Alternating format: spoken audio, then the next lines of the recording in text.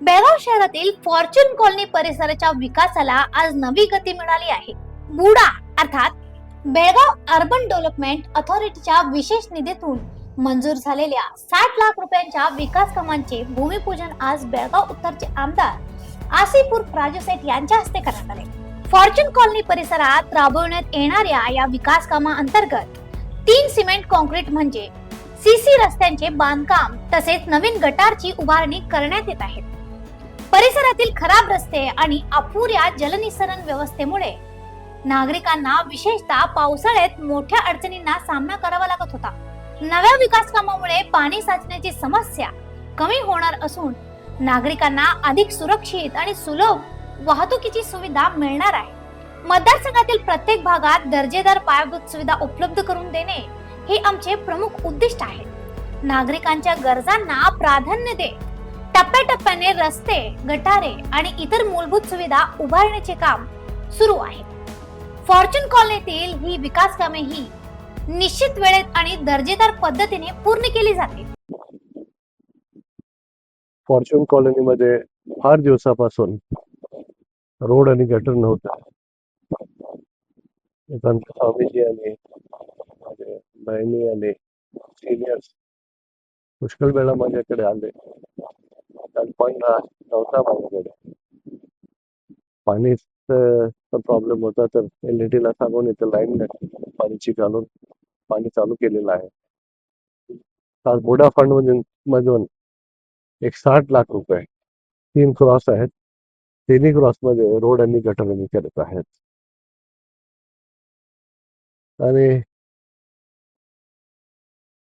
पाऊस झाला नाही अजून, पण 20 जून झालेला आहे. पाणीचा फार व्यवस्था कमी होत आहे. तर मी सगळ्यांना विनंती करतो की प्रार्थना करा, प्रेयर करा, दुआ करा.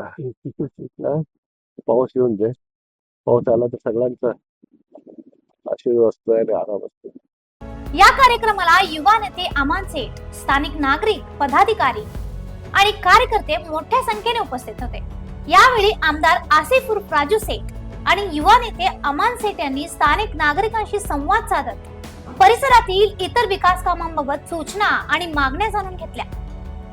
अनेक वर्षांपासून प्रलंबित असलेल्या मागणी पूर्ण होत असल्याने नागरिकांनी समाधान व्यक्त करत या विकास कामांचे स्वागत केले. ನಮ್ಮ ಪ್ರವಾಸಿ ಬಂಧುಗಳಿಗೆ ಇವತ್ತಿನ ದಿನ ನಾನು ಇಲ್ಲಿ ಸ್ವಾಗತವನ್ನ ಬಯಸ್ತಾ ಇದ್ದೀನಿ.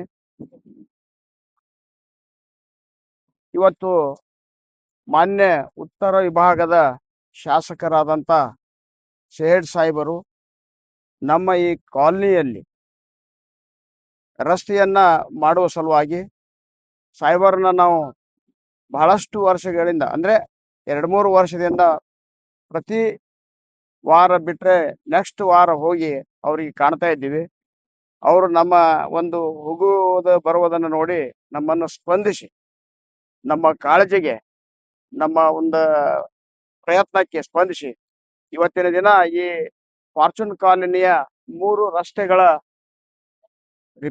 ಮಾಡುವುದು ಹಾಗೂ ಗಟರ್ ಮಾಡಿಕೊಡುವುದು ಬಹಳಷ್ಟು ಸಂತೋಷದಿಂದ, ಬಹಳಷ್ಟು ಖುಷಿಯಿಂದ ಬಂದು ತಾವಾಗೇ ನಿನ್ನೆ ಫೋನ್ ಹಚ್ಚಿ ನಾನು ಇಷ್ಟು ಗಂಟೆಗೆ ಬರ್ತಾ ಇದ್ದೀನಿ, ನೀವು ರೆಡಿ ಆರಿ ಅಂತ ಹೇಳಿದ್ರು. ಅದಕ್ಕೆ ಅವರ ಒಂದು ಕಾಳಜಿ, ನಮ್ಮ ಒಂದು ಕಾಲನಿ ಮೇಲೆ ಅವ್ರು ಇಟ್ಟಂತ ಕಾಳಜಿ, ಪ್ರೀತಿ, ವಿಶ್ವಾಸ, ಅದಕ್ಕೆ ನಾವು ಯಾವತ್ತೂ ಋಣಿ ಆಗ್ತಾ ಇದ್ದೀವಿ. ಅದಕ್ಕೆ ಅವ್ರು ನಮಗೆ ಇಷ್ಟೆಲ್ಲ ಪ್ರೀತಿಯಿಂದ ನಿಮ್ಮ ಅದರಲ್ಲಿ ಗುರುಗಳಿಗೆ ಮೊದಲ ರೋಡ್ ಮಾಡ್ಕೊಡ್ಬೇಕು, ಇಲ್ಲಿದ್ರೆ ನಮಗ ಶಾಪ ಆಗ್ತಾರ ಅಂತಕ್ಕಂಥದ್ದನ್ನ ಹೋದಾಗ ಒಮ್ಮೆ ಹೇಳ್ತಿದ್ರು. ಅದೇ ಪ್ರಕಾರ ನಮಗ ನೀರಿಂದು ಕೂಡ ಮಾಡಿಕೊಟ್ಟಿದ್ದಾರೆ. ಒಂದೇ ದಿನ ಸಾಯಂಕಾಲ ಹೇಳಿದ್ವಿ, ಬೆಳಿಗ್ಗೆ ಅನ್ನೋದಾಗ ನೀರಿಂದ ಮಾಡಿದ್ದಾರೆ. ಕರೆಂಟದು ಕೂಡ ಹೇಳಿದ ತಕ್ಷಣ ಆಗಿಂದಾಗ ಫೋನ್ ಹಚ್ಚಿ ನಮ್ಮ ಕೆಲಸವನ್ನ ಸ್ಪಂದಿಸಿದ್ದಾರೆ.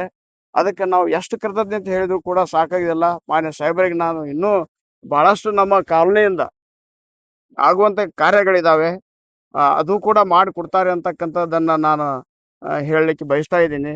ಅದಕ್ಕೆ ಸಾಹೇಬರು ನಮ್ಮ ಇವತ್ತ ಈ ಕರೆಗೆ ಬಂದು ಪೂಜೆ ಮಾಡಿ ನಮ್ಮ ಒಂದು ಕಾರ್ಯವನ್ನು ಮಾಡಿಕೊಟ್ಟಿದ್ದಕ್ಕಾಗಿ ನಾವು ಎಷ್ಟು ಧನ್ಯವಾದಗಳನ್ನು ಹೇಳಿದ್ರು ಕೂಡ ಸಾಕಾಗುವುದಿಲ್ಲ. ಅದೇ ರೀತಿಯಾಗಿ ನಮ್ಮ ಇಂಜಿನಿಯರ್ ಸಾಹೇಬರು ಕೂಡ ಇವತ್ತಿನ ಕಾರ್ಯಕ್ರಮಕ್ಕೆ ಬಂದು ಅವರು ಕೂಡ ನಮ್ಮ ಕಾರ್ಯಕ್ರಮ, ಅದ್ರ ಜೊತೆಗೆ ಅವರ ಚಿರಂಜೀವಿಯಾದಂಥ ಅಮಾನ್ ಸೇಠ್ ಸಾಹೇಬರು ಕೂಡ ನಮ್ಮ ಇವತ್ತಿನ ಕಾರ್ಯಕ್ರಮದಲ್ಲಿ ಭಾಗವಹಿಸಿ ಯುವಕರು ಬಹಳಷ್ಟು ಒಂದು ಆ, ಏನು ವಿಚಾರಗಳನ್ನ ಆ, ವಿಷಯಗಳನ್ನ ತಿಳ್ಕೊಂಡಂಥವ್ರು. ಅವರು ನಾವು ಹೋದಾಗ ಪ್ರತಿ ದಿನನೂ ಅಲ್ಲೇ ಸಾಹೇಬ್ರ ಪಕ್ಕದಲ್ಲಿ ಇರ್ತಾರೆ. ಅವರು ಕೂಡ ನಮ್ಮ ಒಂದು ಈ ಸ್ಪಂದನೆಗೆ ಇವತ್ತು ನಮ್ಮ ಕಾರ್ಯಕ್ರಮವನ್ನ ಉದ್ಘಾಟನೆ ಮಾಡಿ ಬಂದಿದ್ದಕ್ಕೆ ಅವರಿಗೆ ತುಂಬಾ ತುಂಬಾ ಧನ್ಯವಾದಗಳನ್ನ ಹೇಳ್ತಾ ಇದ್ದೇನೆ. ಸೊ ಸಾಹೇಬರು ನಮ್ಮ ಮ್ಯಾಗ ವಿಶ್ವಾಸ ಇಟ್ಟು ಇಷ್ಟೆಲ್ಲ ಕಾರ್ಯಗಳನ್ನ ಮಾಡಿರೋದ್ರಿಂದ ನಾವು ಕೂಡ ಅವರನ್ನ ಎಂದೂ ಯಾವತ್ತೂ ಮರೆಯುವುದಿಲ್ಲ. ಯಾವುದೇ ರೀತಿಯಾಗಿ ಅವರ ಋಣವನ್ನು ನಾವು ತೀರಿಸ್ತೀವಿ. ಇದು ನಾವೆಲ್ಲ ಕಾಲನಿಯಿಂದ ಕೊಡ್ತಕ್ಕಂಥ ಭರವಸೆ ಅಂತಕ್ಕಂಥದ್ದನ್ನ ನಾನು ಹೇಳ್ತಾ ಇದ್ದೀನಿ. ಸೊ ಹಾಗಾಗಿ अशा आणखीन अपडेटसाठी फॉलो करा व्हॉइस ऑफ एनुग्रामला.